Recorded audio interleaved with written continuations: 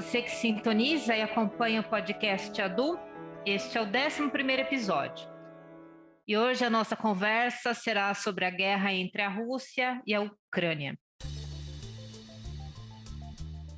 Há pouco mais de um mês, no dia 24 de fevereiro, o presidente russo Vladimir Putin anunciava nas primeiras horas do dia um ataque à Ucrânia.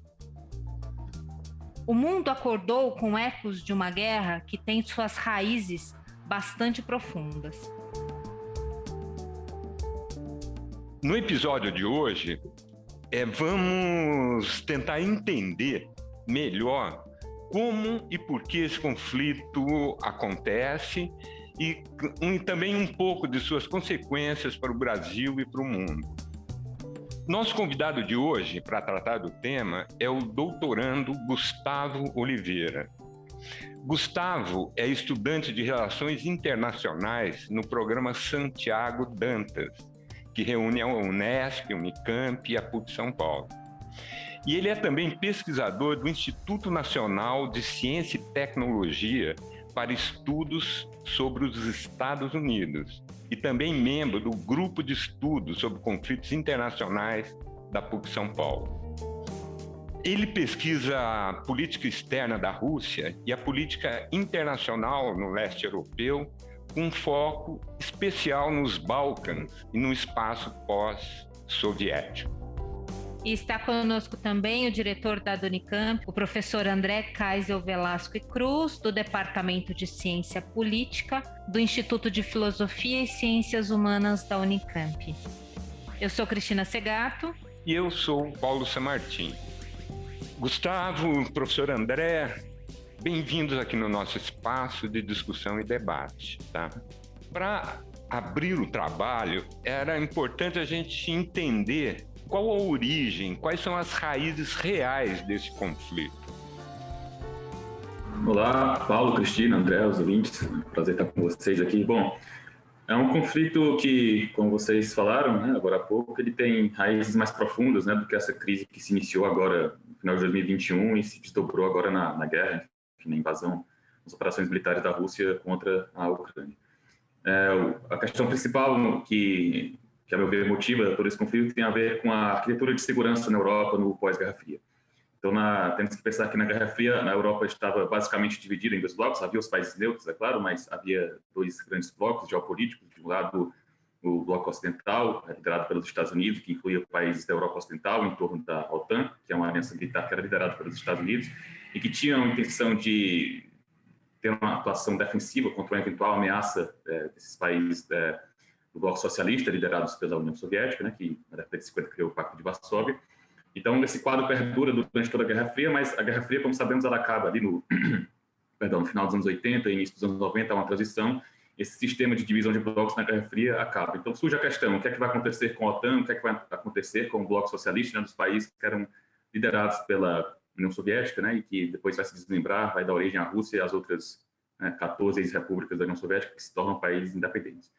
O que ocorre é o seguinte, é que a OTAN, mesmo que essa ameaça, né, que havia essa visão de uma ameaça soviética nos países ocidentais, mesmo consumista da União Soviética, a OTAN ela continua a existir, e não só ela continua a existir, como ela se expande, né, ela absorve novos países, ex-países socialistas, e ela se expande também no sentido, digamos, qualitativo, ou seja, ela deixa de ser uma aliança mais defensiva e passa a ser uma aliança que tem uma atuação mais ofensiva, né, que atua fora do território dos seus países membros, ou seja, ela não se propõe mais somente a defender esses países de uma eventual ameaça. Então, a OTAN ela tem esse histórico, né, de ter de ver a União Soviética primeiro como adversária, e no pós-Guerra Fria ela se expande em direção às fronteiras da Rússia e ela absorve países do leste europeu que alguns deles eles tentam entrar na OTAN justamente porque esses países têm um histórico de tensões com a Rússia e viam a OTAN como uma espécie de seguro contra a Rússia.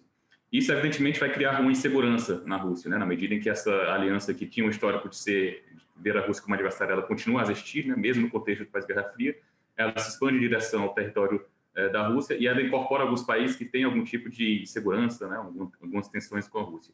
Então, a Rússia vê essa expansão da OTAN que se dá em diversas ondas com muita insegurança e principalmente com relação à Ucrânia, né? A Ucrânia é um país que se torna independente em 1991 da União Soviética, né?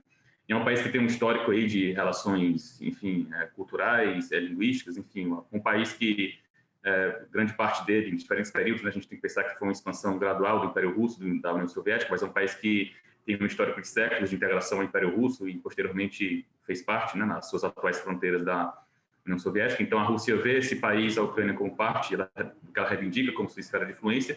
E a partir de 2014, né, quando há uma crise na Ucrânia e é derrubado um governo amigável à Rússia, a Rússia reage anexando a região da Crimeia, que era da Ucrânia, e apoiando separatistas na região do Donbass, do leste da Ucrânia, né, que também discordavam daquelas movimentações que haviam em Kiev. E uma reação na Ucrânia a essas ações da Rússia é exatamente buscar se aproximar das potências ocidentais a partir de 2014, e isso inclui exatamente a questão de uma entrada na OTAN, ou seja, a Ucrânia busca ter um respaldo maior de segurança por meio de uma aproximação geopolítica com as potências ocidentais. Isso se dá na forma tanto da busca da Ucrânia pela entrada na OTAN, como também de uma maior cooperação militar da Ucrânia com esses países da OTAN, particularmente os Estados Unidos, né? Também pode se falar no Reino Unido, como outro país que tem uma cooperação em segurança próxima da Ucrânia. Então, a Rússia, por conta desse histórico da OTAN, de ver a Rússia como adversária, e por conta de a OTAN avançar em direção às fronteiras da Rússia e querer incluir a Ucrânia também nesse bloco geopolítico, embora não fosse uma questão posta imediatamente, mas em longo prazo havia essa promessa de que a OTAN incorporaria a Ucrânia. Então, a Rússia vai ver essa questão vai se sentir insegura por conta dessa aproximação da Ucrânia ao bloco ocidental, geopolítico, né, liderado pelos Estados Unidos, na forma da OTAN também, em menor escala da União Europeia. Então, a Rússia vai sentir essa insegurança e essa é a motivação principal pela qual a Rússia lança essas operações contra a Ucrânia. Uma das demandas principais da Rússia é exatamente que a Ucrânia se torne um país neutro, ou seja, um país que está fora de alianças militares. Isso tem a ver, basicamente, nesse contexto, tem a ver com deixar a Ucrânia fora da OTAN. Boa tarde a todas e todos, a Cristina, ao San Martín, a equipe aqui da Unicamp e aos nossos ouvintes, sobretudo ao Gustavo, agradecê-lo pela disposição de conversar conosco. É um prazer poder ouvi-lo. E a minha pergunta é a seguinte: o Putin, no seu discurso, a esta altura já podemos dizer histórico, do dia 21 de fevereiro deste ano, portanto 3 dias antes da invasão, no discurso em que ele reconheceu a independência do Donbass, um discurso muito carregado historicamente, né, com referências críticas, inclusive aos fundadores da União Soviética, Lenin, etc., por ter criado a Ucrânia e por aí vai. Ele menciona um episódio que teria ocorrido no ano 2000, em que Bill Clinton estava visitando Moscou e ele havia recém-chegado ao governo, né, 22 anos atrás, e ele teria perguntado a Clinton o que achava da perspectiva da Rússia entrar na OTAN. E a resposta que, segundo Putin, Clinton lhe teria dado é que não, eles eram grandes demais para entrar. Eu me lembro também de ter ouvido há muitos anos, há mais de uma década, né,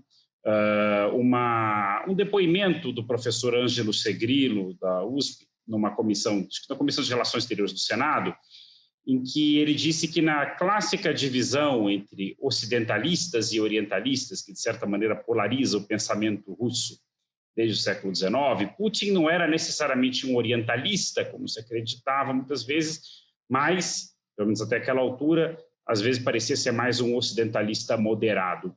Juntando essas duas coisas, eu te pergunto se, digamos, o antagonismo de Putin ao Ocidente, autoproclamado Ocidente, digamos, um ponto de partida da sua visão de mundo, da sua política externa, ou foi, em grande medida, o resultado de uma rejeição por parte dos Estados Unidos e seus sócios a uma mais efetiva integração da Rússia no sistema da OTAN e da União Europeia, ou se é uma mistura das duas coisas? Na minha visão, essa segunda opção que você mencionou, ou seja, ela é resultado dos desdobramentos das relações entre a Rússia e as potências ocidentais ao longo do pós-Guerra Fria. Ou seja, na minha visão, o Putin ele não é a priori alguém que quer se colocar contra, né, o Ocidente. Inclusive, a gente pode ver pela própria retórica do governo da Rússia, que ao longo de todos esses anos tem chamado, né, os nossos parceiros ocidentais, né, mas tem toda essa retórica. Você mencionou essa questão do Clinton e do Putin, né, que esse episódio ali no ano 2000, e de fato eu falei anteriormente que tinha esse histórico, né, de a Rússia e a OTAN se verem, particularmente da OTAN, né, de ter essa questão de ver a Rússia como uma adversária latente, e a Rússia também vê a OTAN como ameaça latente, né? Mas isso também teve modulações ao longo de todo esse período do pós-Guerra Fria. Então, a depender do governo, a depender da conjuntura, essas percepções eram mais ou menos agudas. Quando o Putin entra no poder, quando ele se torna presidente, mais especificamente, os primeiros anos da primeira presidência dele são marcados exatamente por essa questão de tentar ter uma parceria com as potências ocidentais. Mas não era uma parceria qualquer, ou seja, a Rússia não queria ser uma parceira submissa, a Rússia queria ser uma parceira em pé de igualdade com as potências ocidentais, né? Isso significava questões como a não interferência, né, do Ocidente na política interna da Rússia. Isso significava também um reconhecimento de que a Rússia teria direito a uma esfera de influência própria ali na região da ex-União Soviética. Isso diz respeito, em grande parte, à questão da Ucrânia, como eu falei também. E essa questão de a Rússia buscar ter uma parceria em pé de igualdade, ela se traduziu também em uma série de tentativas de acordo com a OTAN. Já no período Yeltsin, né, em 1997, Yeltsin foi o presidente da Rússia, Boris Yeltsin, entre 1991 e 1999, ele é um antecessor do Putin. E em 1997, no governo Yeltsin, já há um acordo entre a Rússia e a OTAN. E depois, já com Putin na presidência, há um outro acordo assinado em 2002 entre a Rússia e a OTAN, que são acordos que estipulam uma série de modalidades de consultas, né, de cooperação entre a Rússia e a OTAN em diversos domínios, mas, ao mesmo tempo, esses acordos eles nunca deram o que a Rússia sempre quis, que foi um poder de veto nas ações da OTAN, ou seja, esses acordos não deram à Rússia essa questão de a Rússia ser tratada como uma potência em pé de igualdade, né, com os Estados Unidos que lideram a OTAN. Então, na medida em que a Rússia considerou que esses interesses dela foram sendo desrespeitados pelos Estados Unidos, pela OTAN, a Rússia vai, de certa forma, acentuando essa questão de assumir uma postura mais assertiva, né, de defender seus interesses contra o que ela percebia que era, como eu falei, uma desconsideração dos interesses da Rússia, né, e um avanço da OTAN, dos Estados Unidos, para aquela esfera de influência que a Rússia reivindica no espaço pós-soviético. Então, a consequência disso tudo, de todos esses desapontamentos da Rússia com essa incapacidade, né, essa falha em construir uma relação em pé de igualdade com as potências ocidentais, é que é importante frisar que a Rússia joga toda essa culpa para os Estados Unidos, para a OTAN, né, ou seja, a Rússia responsabiliza essas potências ocidentais por essa falha em não ter havido êxito, né, na construção de relações equitativas entre esses dois lados. Então, a Rússia assume, então, uma postura mais drástica, né, de reação a esse avanço esse avanço geopolítico, né, do bloco ocidental liderado pelos Estados Unidos. Creio que o Putin não é inerentemente anti-ocidental, no sentido de que não se exclui a priori a possibilidade de cooperação com o Ocidente. Pelo contrário, a Rússia sempre, como eu falei, ela buscou ter formatos de cooperação com o Ocidente, inclusive no sentido de ter acordos com a OTAN, mas isso se estende também para uma série de outras áreas, a questão do combate ao terrorismo, por exemplo, a questão da situação na Ásia Central, no Afeganistão, tinha toda uma cooperação da Rússia em torno disso, mas à medida que a Rússia considera que esses interesses mais amplos de uma equidade geopolítica são desconsiderados, então ela parte para medidas mais drásticas, né, para, na visão dela, preservar essa esfera de influência, esse status de grande potência perante, né, os Estados Unidos, as potências ocidentais, de uma maneira geral, né, resguardar esse status de grande potência da Rússia no sistema internacional, que envolve principalmente a questão de ter aí o direito, né, que a Rússia reivindica, uma esfera de influência ali no espaço pós-soviético. Eu queria enfatizar para os nossos ouvintes a importância do que o Gustavo acabou de, digamos, trazer, porque nos meios de comunicação hegemônicos, no assim chamado Ocidente e a sua esfera de influência, existe uma narrativa do Putin, uma espécie de avatar, digamos, de uma caricatura muito comum na Guerra Fria, que era o chamado despotismo oriental, né? Stalin foi certamente o principal representante disso, enfim, e dessa ideia de um país expansionista e intrinsecamente inimigo dos valores da democracia, etc., da liberdade que caracterizam o Ocidente. Eu não caracterizaria um Ocidente, né? Sem entrar no mérito sobre a característica interna do regime do Putin, me parece que o seu caráter autoritário, centralizador, ao longo do tempo foi ficando cada vez mais evidente, mas a questão aí me parece ser, né, justamente a dessa criação desses estereótipos sobre a Rússia, né, como um espelho invertido do Ocidente, né, e como o Gustavo acabou de nos mostrar, as coisas são muito mais complexas, tanto tanto no período da Guerra Fria, como, enfim, sobretudo depois, né? E essa tentativa que efetivamente hoje houve por parte das elites russas pós-soviéticas, né, de integração no sistema de segurança ocidental, porém, e acho que este é o ponto fundamental que ele nos traz, né, como um sócio em pé de igualdade. Isso os Estados Unidos nunca poderia, ou pelo menos nunca quis, aceitar. O que se discute muito, se coloca muito hoje nas análises internacionais, né, é a formação de um mundo multipolar, com exatamente outros polos, né, de influência global. Até que ponto, por exemplo, essas últimas ações da OTAN no leste europeu têm a ver com isso, com a tentativa de bloquear esse crescimento do mundo multipolar?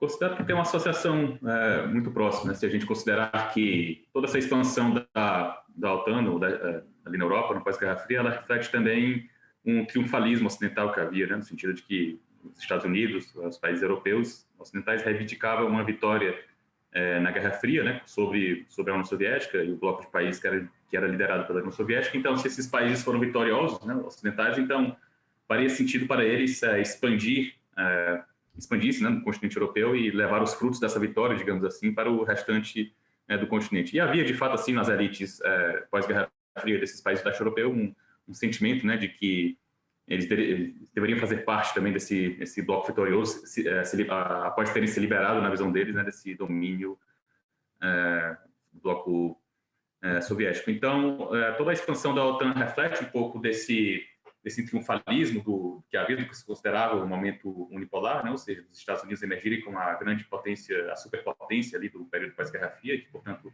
poderia se estender geopoliticamente, aproveitando também das fraquezas que havia na Rússia naquele período dos anos 90. Mas, ao mesmo tempo, observamos que nos anos 2000 a Rússia se fortalece muito, né? Assim, economicamente, e isso se traduz também num fortalecimento do poderio militar da Rússia, uma atuação diplomática, política mais assertiva. E então a Rússia vai se contrapor de maneira mais assertiva a esse avanço geopolítico dos Estados Unidos, da OTAN na Europa. A Rússia sempre se opôs, né, assim, a essa questão da expansão da OTAN. É bom frisar isso, que já no período Yeltsin, né, que inclusive eu considero que é muitas vezes estereotipado também, que é mostrado como um governo que era submisso ali aos Estados Unidos, tem um fundo de verdade no sentido que não era um país que a Rússia no governo Yeltsin buscava mais ele era mais enfático no sentido de buscar uma parceria com os Estados Unidos, mas a Rússia, desde aquele período, ela já reivindicava, né, a questão do espaço soviético como uma esfera de influência, privilegiada da Rússia, né, o termo que eles costumam usar muito na Rússia, né, esfera de interesses privilegiados ou o exterior próximo ali na região da ex-União Soviética. E no período Putin, isso se torna mais assertivo, muito em parte daquilo que eu falei, do que a Rússia se fortalece economicamente. Nos anos 2000, um período de grande crescimento dos preços de petróleo, por exemplo, isso aumenta a renda da Rússia, isso permite que a Rússia tanto estabilize a situação interna, economicamente, eleve o padrão de vida da população, como também se fortalece suas capacidades militares. Então, a Rússia vai se contrapor de maneira mais assertiva a isso. Então, o que vemos já em 2008, quando a guerra na Geórgia, ou seja, a Geórgia era um país que também aspirava a entrar na OTAN, então a Rússia entra em guerra com esse país, que é uma ex-república soviética também. Isso já é um sinal de que a Rússia pôs suas linhas vermelhas, né, contra a expansão desse momento unipolar ali na Europa, né, no leste europeu, no espaço soviético. E, ao mesmo tempo, essa guerra em 2008 já é um sinal de que a Rússia traçou uma linha vermelha no sentido de sinalizar sua vontade, né, de consolidar o mundo multipolar, né, no sentido de haver uma dispersão maior de poder para haver uma contraposição à influência global dos Estados Unidos. Em 2014, o conflito na Ucrânia, é claro que tem todos os elementos domésticos. Na Geórgia podemos falar também das questões separatistas, né, mas analisando de uma maneira mais ampla, tanto o conflito de 2008 na Geórgia como o conflito de 2014 na Ucrânia, né, que tem agora um desdobramento em 2022, são reflexos dessa tentativa da Rússia de traçar suas linhas vermelhas, né, e reverter, de certa maneira, essa busca que os Estados Unidos fizeram no pós-Guerra Fria de congelar aquele momento unipolar do início do pós-Guerra Fria. Então, a Rússia, ao fazer essas ações na Ucrânia, anteriormente na Geórgia, ela também sinaliza, né, que ela está tentando, digamos assim, consolidar esse movimento em direção a uma multipolarização do sistema internacional, que já se observa pelo próprio fortalecimento militar, econômico da Rússia e da China, por exemplo. Mas por essas ações militares na Ucrânia e na Geórgia, a Rússia também busca exatamente consolidar essa multipolarização do sistema internacional e reverter, né, os ganhos, né, que são mais associados ao momento, o que foi chamado de momento unipolar dos Estados Unidos ali nos anos 90, principalmente, e na década de 2000, que houve uma grande expansão, né, quando os Estados Unidos ainda tinham, no começo dos anos 90, né, até o início dos anos 2000, os Estados Unidos ainda tinham uma vantagem ainda maior geopolítica, né? Então a Rússia, ao fazer essas ações na Ucrânia, no espaço pós-soviético, ela tenta exatamente reverter, ou pelo menos parar esses ganhos que os Estados Unidos fizeram ao longo desse período. Eu queria aproveitar, então, Gustavo, a gente olhar um pouco mais para a Ucrânia, né? Esse país pós-soviético, que a rigor, sua existência como país independente, como você bem lembrou no começo, tem pouco mais de 30 anos, né? E é um país mais complexo do que se costuma entender, né? Inclusive com uma população grande, né, significativa, etnicamente, linguisticamente russa.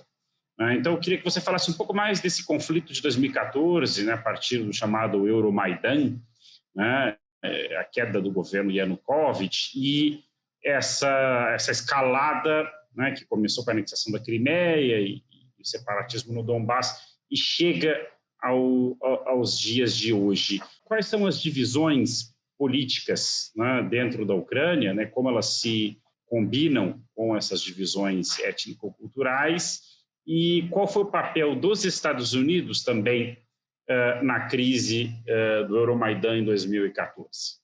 Bom, a Ucrânia é um país que tem uma diversidade muito, muito grande, como o André falou, uma diversidade política e social muito grande, e isso tem a ver com as diferentes influências culturais, enfim, históricas que incidiram sobre a Ucrânia ao longo da história. É importante lembrar que a Ucrânia e a Rússia ela têm uma origem histórica em comum, né? O estado da Rússia, que era o estado medieval, que tem seu auge ali mais ou menos no século IX, X, que era um estado que congregava diversos principados no que hoje é a Rússia, Ucrânia, Belarus, e esse estado tinha uma capital em Kiev, né, que é a atual capital da Rússia, então isso tudo da Ucrânia, perdão, e então tudo isso deu origem a uma mitologia, né, de que a Ucrânia e a Rússia têm origens em comum. Isso é muito forte na Rússia, mas no século XIII esse estado ele é conquistado, né, finalmente pelos mongóis, então há uma separação, digamos assim, do que viria a ser a Ucrânia e do que viria a ser a Rússia. Então a Ucrânia partes vão ficar mais sob influência polonesa, outras partes, né, vão entrar outros impérios também nisso, mas é importante lembrar que no século XVII há uma parte do território da Ucrânia de hoje, né, que era um estado dos cossacos, ele é incorporado pelo Império Russo. E a partir desse momento o Império Russo vai gradualmente incorporar mais territórios do que hoje a Ucrânia. Esse processo se completa no período da União Soviética, né? Então, ao longo de todo esse processo, isso significa que houve uma maior influência cultural russa, né? Houve também uma maior influência da língua russa, né? Da assimilação da língua russa na Ucrânia, e isso ficou mais forte, particularmente no leste e no sul da Ucrânia, que são regiões que tiveram essa influência cultural russa mais forte e também no período soviético. Por outro lado, temos se a gente dividir de maneira assim, eu falo isso de uma maneira bem grosso modo, né? Porque é claro que há nuances em tudo isso e também vou falar um pouco disso. Então, no oeste da Ucrânia, que é uma região onde a influência histórica russa incidiu de maneira menor, em comparação com o leste e o sul, se fortaleceu nessa região um sentimento nacional ucraniano mais forte, né? Um sentimento de uma individualidade nacional ucraniana que era mais forte, que, portanto, buscava se separar da Rússia, né? E, enfim, da Polônia também, de construir uma Ucrânia independente. Então, se a gente analisar de uma maneira bem, grosso modo, como falei, há um oeste que é mais pró-ucranianos, entre aspas, né? E um leste e um sul que são menos pró-ucranianos, digamos assim, no sentido de que são regiões que são mais abertas a aceitar essa proximidade histórica com a Rússia, inclusive no sentido da língua. Mas quando a Ucrânia se torna um país independente, em 1991, essas duas visões sobre a Ucrânia elas vão, de certa maneira, ficar sempre em um embate latente, né? Então, vai haver projetos políticos que vão tentar impor essa visão mais nacionalista, mais individualista da Ucrânia. Isso inclui também, em um certo sentido, a promoção da língua ucraniana em detrimento da língua russa. E, por outro lado, há essa visão, né, mais que busca uma maior proximidade com a Rússia e reconhece também uma maior proximidade com a Rússia, inclusive no sentido de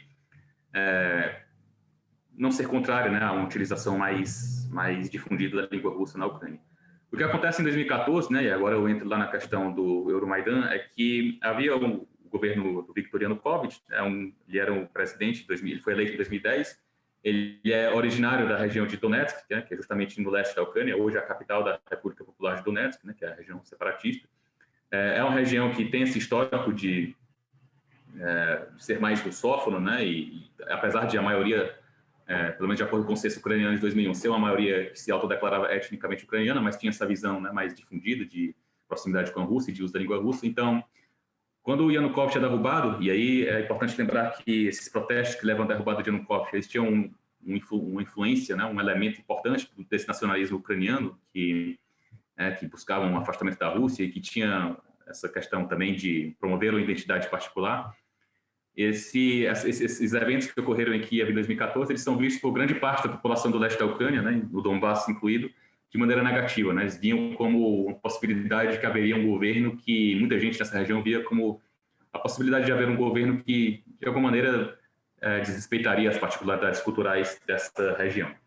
É bom lembrar que o separatismo, de acordo com algumas pesquisas de opinião pública da época, não era a opção majoritária naquelas regiões, pelo contrário, o que se detectava mais era o apoio a alguma forma de federalismo, alguma forma de descentralização de poder, mas havia uma lealdade, digamos assim, majoritária à noção de um Estado ucraniano independente, e os separatistas eram minoritários, mas conseguiram se organizar e também, contando com o apoio da Rússia em diversas etapas aí do conflito armado, conseguiram estabelecer, né, as repúblicas populares de Donetsk e Luhansk, ali naquela região, por meio da luta armada, né, de certa forma, em retaliação ao que eles percebiam como a chegada de um governo nacionalista em Kiev, que poderia desrespeitar, né, as particularidades culturais e linguísticas daquela região.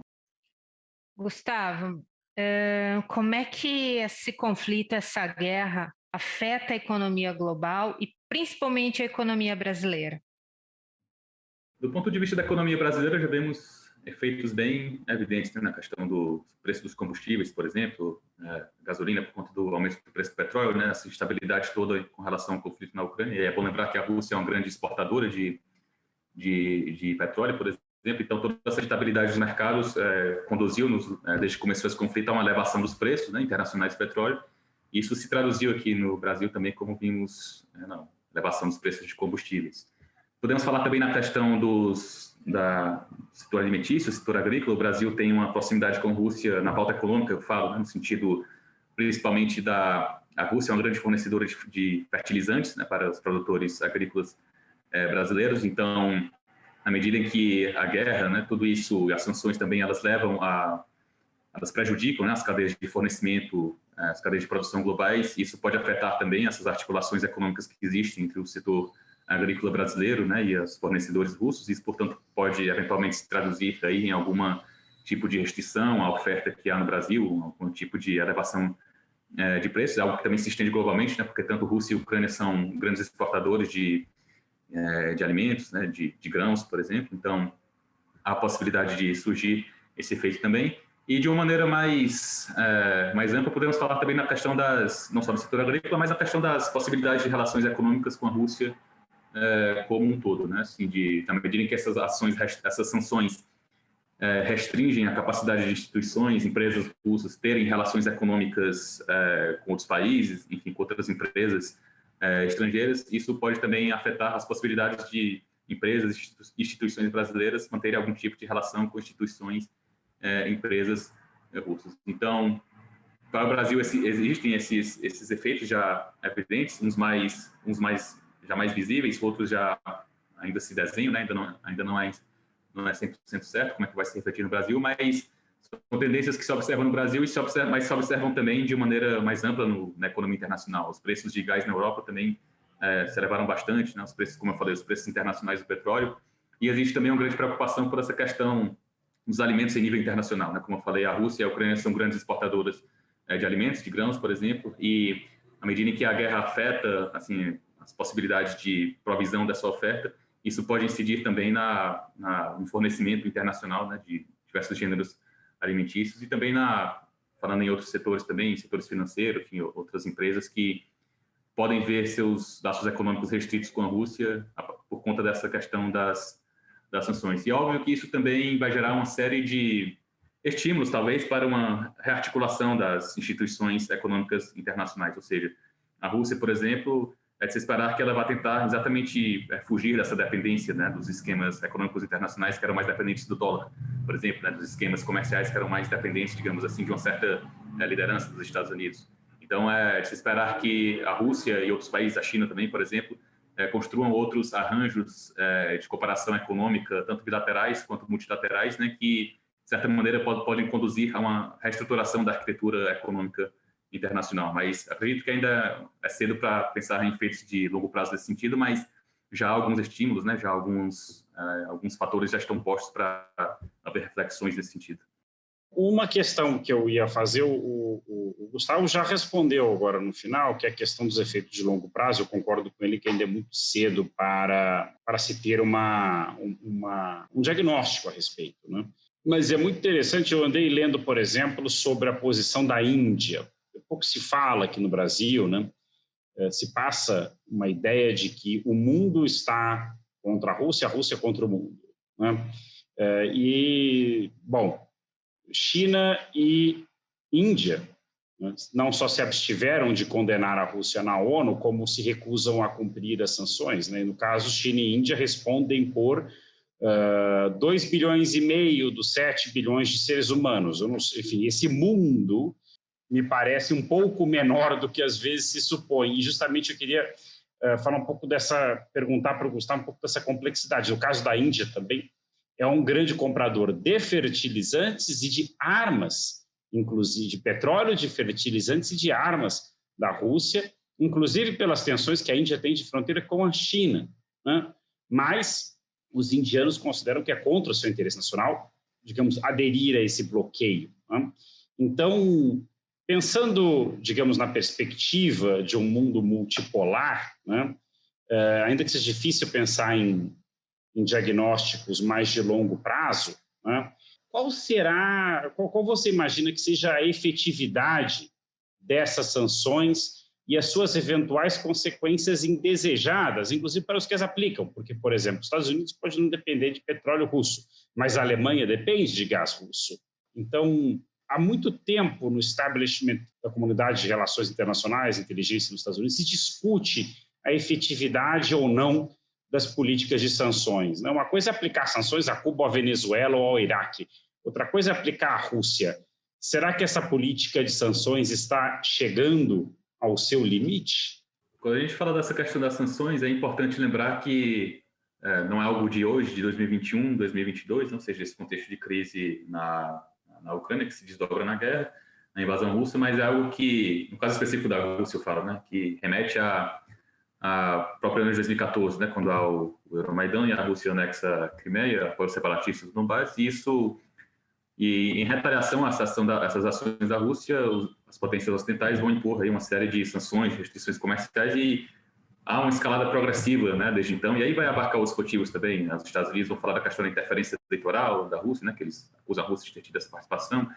Várias outras questões não só a Ucrânia, vão ser tomadas, né, como motivações para que os Estados Unidos, né, e no geral também os países da União Europeia ponham sanções contra a Rússia ao longo de todo esse período. Então, já houve, né, uma escalada tão grande, assim, um repertório de sanções já é tão grande que às vezes até fica um pouco difícil pensar assim quais seriam os próximos passos, né? Qual outro tipo de sanção poderia ser adotado, né, pelos Estados Unidos, pelos países europeus contra a Rússia.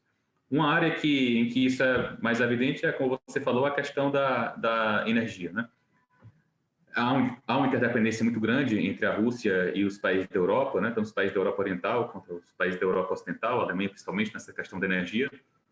Essa dependência europeia da Rússia, no sentido da energia, ela varia de um país para outro, mas, por exemplo, podemos trazer o dado de que a União Europeia como um todo, 40% da provisão do gás para a União Europeia vem da Rússia, né?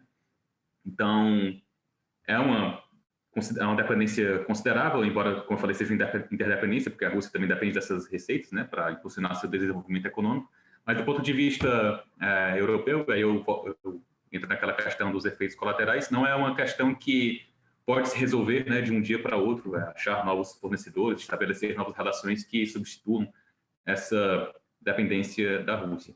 O que nós temos visto é que ainda há uma certa reticência de certos países europeus, uma certa relutância em uma ruptura mais forte, uma ruptura até, digamos, completa, né, das relações energéticas com a Rússia, embora já haja algumas indicações que se pretende a longo prazo. Isso não é uma questão, como eu falei, que vai ser resolvida de um dia para o outro, mas já há algumas indicações de uma coordenação com os Estados Unidos para que, ao longo dos anos, essa dependência diminua, mas como é algo que não é resolvido de uma hora para outra, né, e há uma série de dificuldades quanto a isso, e também temos que pensar na questão se é economicamente, se compensa economicamente para esses países o afastamento da Rússia nesse setor da energia. Então, muito embora haja esse sentido de os ânimos mais exaltados da guerra, né, isso se observa principalmente entre os países europeus e os Estados Unidos, essa questão de tentar demonstrar uma solidariedade, uma coordenação, né, um repúdio unânime à Rússia, mas ao mesmo tempo há essas barreiras que consistem justamente no medo que alguns países têm de que essas sanções acabem trazendo os efeitos colaterais, né, na forma de que essa restrição dos laços econômicos com a Rússia prejudique também o próprio desenvolvimento econômico dos países europeus. Eu acredito que essa é uma questão que ainda é muito cedo para dar um diagnóstico, né, para cravar um diagnóstico definitivo. Enfim, ainda não é muito claro quais são as políticas que os países europeus terão à disposição de fato para adotar uma ruptura mais completa nessa questão das relações energéticas. Mas o que se desenha é que, independente do conflito na Ucrânia, eu creio que deve haver aí uma movimentação no sentido de diversificação das fontes de energia da Europa, né, em direção a uma diminuição da dependência da Rússia, mas no curto prazo eu creio que deve haver uma certa relutância em uma ruptura completa, justamente porque alguns países europeus eles veem que é inviável uma ruptura muito forte no curto prazo, que nesse sentido poderia afetar negativamente a própria economia desses países. Bom, nós chegamos ao final do nosso episódio. Queria deixar aqui à disposição para a consideração final do professor André e do Gustavo. Agradeço o convite, foi um prazer falar com vocês. Um abraço. Eu também gostaria de agradecer ao Gustavo por ter compartilhado os seus conhecimentos nessa tarde conosco. Como foi dito no começo do programa, o Gustavo é um especialista no assunto e, como vocês puderam ver, conhece muito bem o leste europeu, né? E acho que essa foi uma bela contribuição para os ouvintes do nosso podcast, no sentido de buscar uma visão mais matizada de um tema tão complexo, porque no momento de uma guerra, tanto de um lado como de outro, as máquinas de propaganda, enfim, começam a funcionar, né? E é muito difícil que a maioria de nós, né, que não somos especialistas no assunto, consiga se nortear nessa guerra de informações. Eu acho que o Gustavo nos deu uma bela contribuição hoje à tarde. Espero que essa seja a primeira de outras parcerias, né? Não só com a Unicamp, mas lá no FISH, porque nós, mais do que nunca, precisamos de pessoas que, como ele, conheçam a fundo um tema como esse, tão importante para entender os rumos desse mundo em transformação no qual vivemos. Obrigado.